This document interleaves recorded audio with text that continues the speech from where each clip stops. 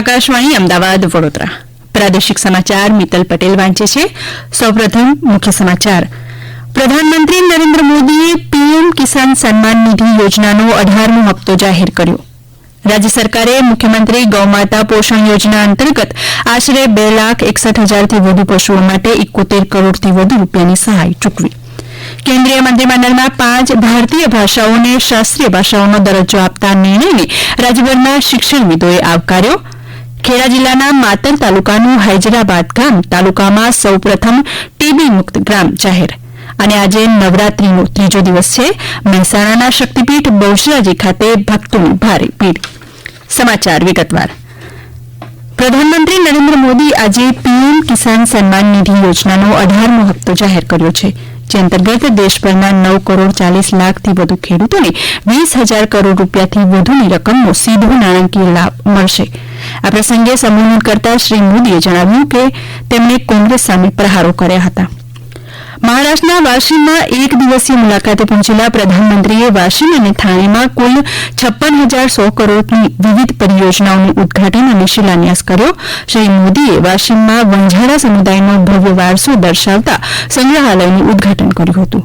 પ્રધાનમંત્રીએ વાશીમમાં 23,300 કરોડ રૂપિયાના મૂલ્યની કૃષિ અને પશુપાલન ક્ષેત્રને લગતી વિવિધ પહેલોનો પ્રારંભ કરાવ્યો.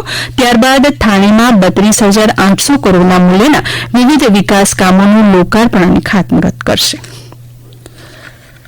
રાજ્ય સરકારે મુખ્યમંત્રી ગૌમાતા પોષણ યોજના અંતર્ગત આશરે 2,61,000થી વધુ પશુઓ માટે 71 કરોડ 26 લાખ રૂપિયાની સહાય ચૂકવી છે.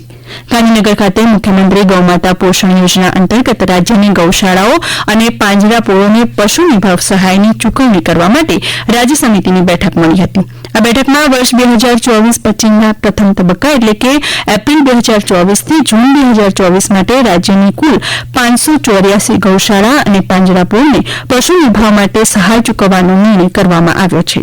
પબ્લિક ટ્રસ્ટ એક્ટ હેઠળ નોંધાયેલી આ ગૌશાળા અને પાંજરાપોળના આશરે 2,61,000થી વધુ પશુઓ માટે રાજ્ય સરકાર દ્વારા 71 કરોડ 26 લાખ રૂપિયાની સહાય ચૂકવવામાં આવી છે.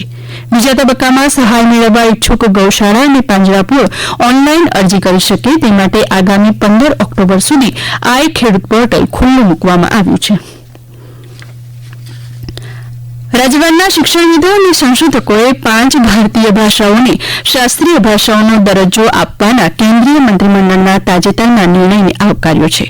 આકાશવાણી સાથે વાત કરતા ગુજરાત વિદ્યાપીઠના ભારતીય ભાષા સંસ્કૃતિ સંસ્થાના નિયામક ડોક્ટર દિવ્યેશ ભટ્ટે આ નિર્ણયને બિરદાવતા કહ્યું કે આ નિર્ણયથી સામાન્ય લોકો, શૈક્ષણિક જગત અને બૌદ્ધિક પ્રવૃત્તિઓનું આ ભાષા પ્રત્યે ધ્યાન ખેંચાશે. આ ભાષાઓને ક્લાસિકલ લેંગ્વેજનો દરજ્જો આપ્યો. તેથી એક તો સૌપ્રથમ આ વિવિધ ભાષાઓની દ્વારા જે ભારતની જ્ઞાન પરંપરા, ભારતની તત્વજ્ઞાનીય પરંપરાઓ છે અને એ પરંપરાઓમાં આ ભાષાઓ દ્વારા ભાષામાં લખાયેલા ગ્રંથો, ભાષામાં થયેલા સંશોધનો અને એ બધાની અહીંયા સ્વીકૃતિ પ્રાપ્ત થાય છે. અને આવું કરવાથી આ ભાષાઓ પ્રત્યે સામાન્ય જનતા સાથે સાથે એકેડેમિક્સ એટલે કે શૈક્ષણિક જગત અને બૌદ્ધિક પ્રવૃત્તિઓનું આ ભાષાઓ પ્રત્યે ધ્યાન ખેંચાશે. પોરબંદરના બરડા જંગલમાં ટૂંક સમયમાં જંગલ સફારી શરૂ થશે. આ માટેની તૈયારીઓ વન વિભાગ દ્વારા શરૂ કરી દેવાઈ છે. શરૂઆતના સમયમાં લોકોએ અહીં બુકિંગ વિન્ડોથી ઓફલાઈન ટિકિટ લેવાની રહેશે. ટિકિટના ભાવ આગામી ટૂંક સમયમાં નક્કી થશે. સાથે જ ગાઈડ માટેની ભરતી પ્રક્રિયા પણ ટૂંક સમયમાં હાથ ધરાશે. જંગલ વિશે, સફારી વિશે વધુ માહિતી આપી રહ્યા છે સ્થાનિક વિભાગના અધિકારી એ.બી. સરવૈયા.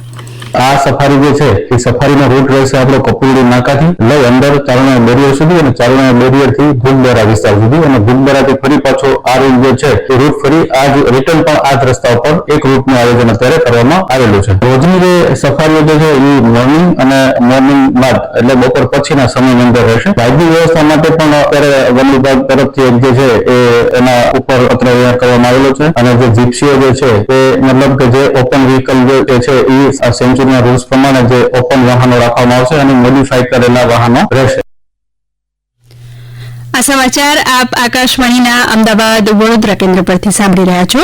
આ સમાચાર આપ અમારી YouTube channel AIR news Gujarat પર પણ સાંભળી શકશો. વધુ સમાચાર માટે આપ અમારા x handle AIR news _ABAD ને ફોલો કરી શકશો. ગાંધીનગરમાં આધારનો મહત્તમ લાભ મેળવવાના હેતુથી કાર્યશાળાનું આયોજન કરાયું હતું.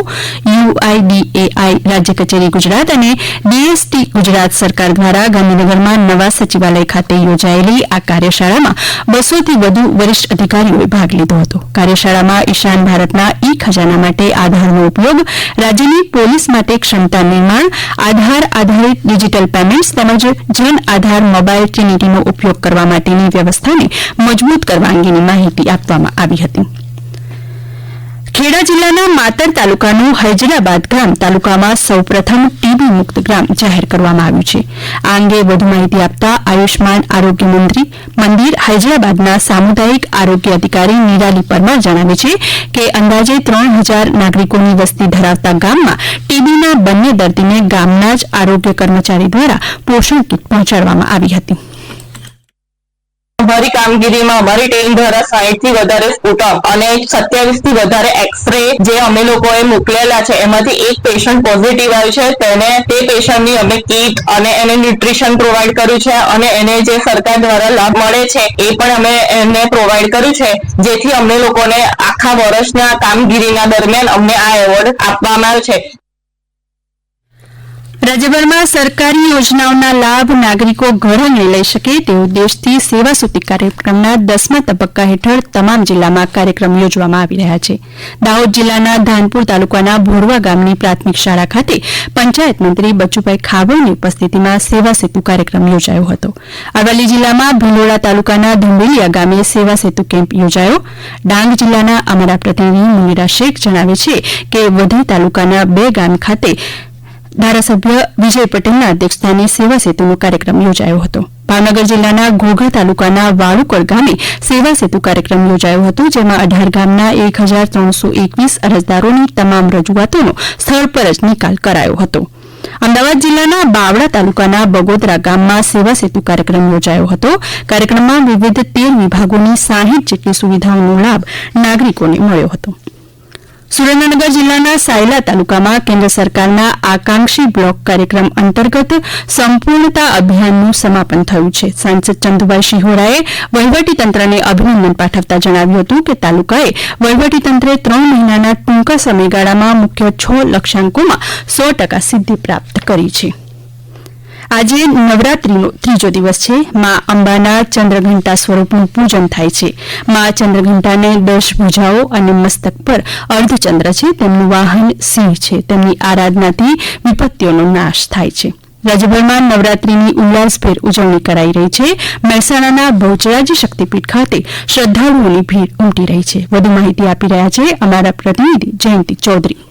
આ બહુચરના મંદિરે પણ નવરાત્રીમાં હજારો સંખ્યામાં માઈ ભક્તો દર્શન કરવા આવતા હોય છે. મંદિરમાં શાસ્ત્રોક્ત વિધિથી પ્રક્ષાલપન વિધિ સાથે ઘટ સ્થાપનની વિધિ પણ કરવામાં આવી હતી. મંદિરના નવનિર્માણની કામગીરી શરૂ થતો એસટી વર્કશોપના મેદાન ખાતે ગરબાનું આયોજન પણ કરાયું છે, જેમાં રાત્રે વિવિધ કલાકારો દ્વારા પરંપરાગત અને ઉત્સાહથી લોકોને ગરબા ગવડાવવામાં આવી રહ્યા છે. મંદિરમાં આ વખતે અમદાવાદના જય બોલે ગ્રુપ દ્વારા મંદિરમાં અષ્ટગંધાષ્ટકમ અંતરની ભેટ આપવામાં આવી છે. મંદિરમાં નવરાત્રી બાદ દસેના દિવસે ગાયકવાડી સરકારની પરંપરાગત મુજબ નવલખો હાર માતાજીને પહેરવામાં આવશે. કર્ણાટક રાજ્યના રાજ્યપાલ થાવરચંદ ગેહલોતે અંબાજી શક્તિપીઠ ખાતે ધજા ચઢાવી પૂજા અર્ચના કરી હતી. અમદાવાદ વિમાન મથકના ટર્મિનલ 1 ખાતે એરપોર્ટના કર્મચારીઓ તેમજ મુસાફરો ગરબાના તાલે ઝૂમ્યા હતા. વલસાડ શહેરમાં સ્વયંસેવી સંસ્થાઓ દ્વારા શેરી ગરબાનું આયોજન કરાયું હતું. વલસાડ જિલ્લામાં 7 મોટા સાર્વજનિક મહોત્સવનું આયોજન કરાયું છે. તમામ જાહેર સ્થળોએ મહિલા હેલ્પલાઇન, એમ્બ્યુલન્સ અને પોલીસ જવાનો તૈનાત છે. અંતમાં મુખ્ય સમાચાર ફરી એકવાર. પ્રધાનમંત્રી નરેન્દ્ર મોદીએ પીએમ કિસાન સન્માન નિધિ યોજનાનો 18મો હપ્તો જાહેર કર્યો. રાજ્ય સરકારે મુખ્યમંત્રી ગૌમાતા પોષણ યોજના અંતર્ગત આશરે 2,61,000થી વધુ પશુઓ માટે 71 કરોડ 26 લાખ રૂપિયાની સહાય ચૂકવી. કેન્દ્રીય મંત્રીમંડળમાં 5 ભારતીય ભાષાઓને શાસ્ત્રીય ભાષાઓના દરજ્જો આપતા નિર્ણયને રાજ્યભરના શિક્ષણવિદોએ આવકાર્યો. ખેડા જિલ્લાના માતર તાલુકાનું હૈદરાબાદ ગામ તાલુકામાં સૌપ્રથમ ટીબી મુક્ત ગ્રામ જાહેર. અને આજે નવરાત્રીનો ત્રીજો દિવસ છે. મહેસાણાના શક્તિપીઠ બહુચરાજી ખાતે ભક્તોની ભારે ભીડ. આકાશવાણીના અમદાવાદ વડોદરા કેન્દ્ર પરથી પ્રાદેશિક સમાચાર પૂરા થયા.